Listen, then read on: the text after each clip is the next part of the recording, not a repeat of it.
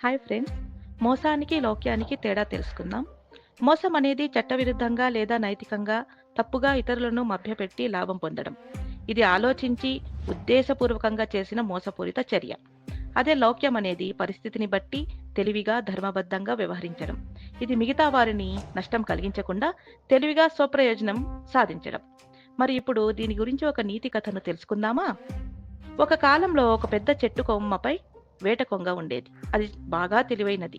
చెరువులోని చేపలను పట్టుకోవడానికి కొత్త కుట్రలు ఆలోచించేది. ఒకరోజు వేట కొంగకు ఆకలి వేసింది. అయితే చేపలు దానిని చూసి భయపడుతున్నాయి. అందుకే అది ఒక లౌక్యాన్ని ఆలోచించింది. అది చెరువు వద్దకు వెళ్లి దుఃఖంగా కూర్చుంది. దాన్ని చూసి ఒక చిన్న చేప అడిగింది, అన్నయ్య, నువ్వెందుకు ఇలా మౌనంగా ఉన్నావు? వేటకొంగ ఓదార్చినట్టు మాట్లాడుతూ, ఈ చెరువు త్వరలో ఎండబోతోంది. నేను మీ అందరినీ కాపాడాలనుకుంటున్నాను. నాపై నమ్మకం ఉంటే మీ అందరినీ దగ్గరలో ఉన్న పెద్ద చెరువులో వదిలేస్తాను. చేపలు భయపడిపోయి అవి వేటకొంగ మాటలు నమ్మాయి. ఒకటొకటి దాని ఒడిలోకి వెళ్ళింది. కానీ వేటకొంగ వాటిని పెద్ద చెరువు కాకుండా ఒక చెట్టు వెనకాలకి తీసుకువెళ్ళి తినేసింది. ఒకరోజు బుద్ధిమంతురాలైన ఓ పెద్ద చేప ఈ కుట్రను గుర్తించింది.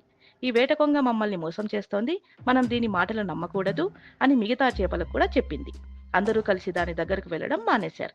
ఇలా తెలివిగా ఆలోచించిన పెద్ద చేప తన తోటి చేపలను మోసం నుంచి రక్షించింది. నీతి: లౌక్యం అంటే తెలివిగా, ధర్మబద్ధంగా వ్యవహరించడం. మోసం అంటే ఇతరులను నమ్మకంగా మార్చి మభ్యపెట్టి లాభం పొందడం. ఇతరుల మాటలకు వెంటనే నమ్మకూడదు, బుద్ధిగా ఆలోచించి నిజమా కాదా అనుకోవాలి.